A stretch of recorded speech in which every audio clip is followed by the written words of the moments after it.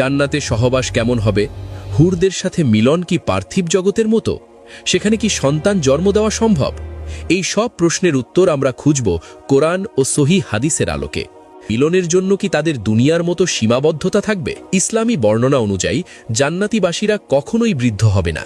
তারা হবে চিরযুবক, যাদের বয়স হবে সর্বদা ৩০ থেকে ৩৩ বছরের মধ্যে। জান্নাতীদের শারীরিক সক্ষমতা সম্পর্কে মহানবী এক বিস্ময়কর তথ্য দিয়েছেন। এক হাদিসে এক সাহাবী প্রশ্ন করেছিলেন, হে আল্লাহর রসুল, আমরা কি জান্নাতে সহবাস করব? তিনি উত্তর দিলেন, হ্যাঁ, সেই সত্তার কসম যার হাতে আমার প্রাণ, মিলন হবে সজোরে, আর যখনই মিলন শেষ হবে তখন তারা আবার পবিত্র ও কুমারী হয়ে যাবে। তাবরানী আল মোজাম আল আউসাত। তিরমিজি শরীফের একটি হাদিসে বর্ণিত হয়েছে যে জান্নাতে একজন মুমিন পুরুষকে যৌন মিলনের জন্য ১০০ জন পুরুষের শক্তি প্রদান করা হবে। তিরমিজি ২৫৩৬। এটি দুনিয়ার কোনো দৈহিক শক্তির সাথে তুলনীয় নয়, বরং এটি হবে জান্নাতের এক ঐশ্বরিক দান, যা কেবল আনন্দ বৃদ্ধির জন্য। সেখানে কোনো বীর্যপাত বা দুর্বলতা থাকবে না।